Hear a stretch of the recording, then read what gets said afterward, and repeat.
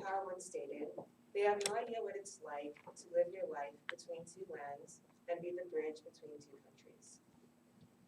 For many first-generation Americans, it's common to feel the need and pressure to fulfill the American dreams that your parents brought to this country.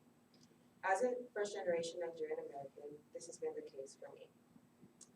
There's a common national saying said by Nigerians in pidgin English that goes like the following: Naija know they carry last.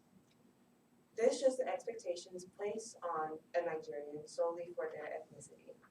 It means that in whatever you do, you should be the first and best and always come out on top. And it also means that wherever you go, where there's success and anything worthwhile going on, you're likely to see a Nigerian face. This saying has also expanded its meaning as the Nigerian diaspora has expanded over the years. Nigerians in the diaspora, like myself, had to think of being the best in a practical and realistic manner. I can recall a time when I was 6 years old and my parents would ask me what I wanted to be when I grew up. Of course, being a child at the time, I would say anything I wanted, like an artist or astronaut or anything my heart desired at that time. And typically parents would allow their kids to pursue these endeavors, but mine, ironically, would tell me to be something stable like a nurse or a doctor or engineer.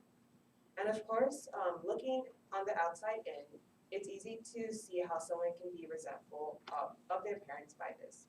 But I can understand where they're coming from because being a foreigner in a new country, you just want stability for your kids and want them to pursue a future that will make sure that they can provide for themselves when your parents can't. This saying, Naija know they carry last, had become a guideline for Americanized kids on how to be the ideal Nigerian child. So what is the ideal Nigerian child? This is someone who gets straight A's in school, attends all the AP classes, as a part of a plethora of extracurriculars while maintaining their GPA, and also will eventually pursue a career in medicine, law, or engineering. Also, ultimately, the ideal Nigerian child is someone who will give their parents the most bragging rights at family gatherings and village conventions. If this criteria was not met by a Nigerian kid, they were met with family disapproval and community disappointment. Fortunately for me, or so I thought, I was able to check many of the boxes on this list and make my family proud, in a sense. But it also came with downsides as I let my life be ruled by academic validation and have my grades determine my self-worth. It also had a strong hold on me as I let my family opinions and external factors rule how I make choices in my life. I had to rethink the constant strive of being the quintessential Nigerian kid after a random conversation I had with a kid in my high school. As high schools do senior year, they put on an academic awards night to highlight different kids that did well during their 4 years in high school. Of course, because it was my duty to myself and my family, I got a plethora of awards that night.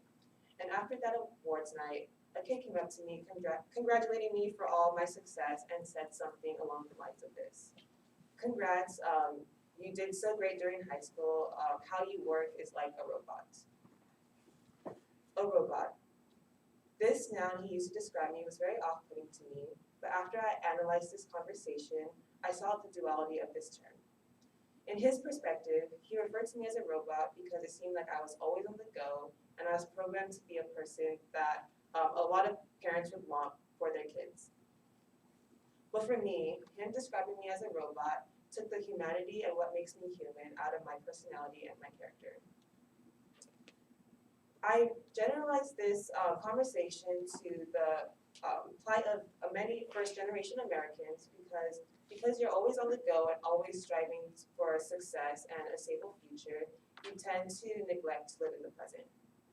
Because you're treating each stage of your life as a transitional period, waiting to get to that top stage of your life where you achieve that success and American dream, you neglect to take care of yourself and your mental health. I realized that my attempts to fulfill my parents' American dream and my own dreams for myself had made me neglect to see how I'm doing and my well-being in the process. This conversation was a rude awakening for me, but it was very crucial in my development once I got to college.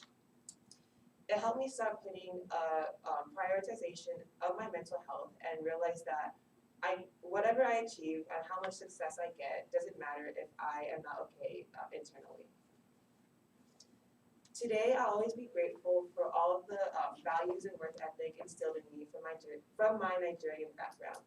But now I look at that saying, Naija know they carry last in a different manner. For me, it is not Naija know they carry last, but now I know I'll carry what I can withstand. Thank you.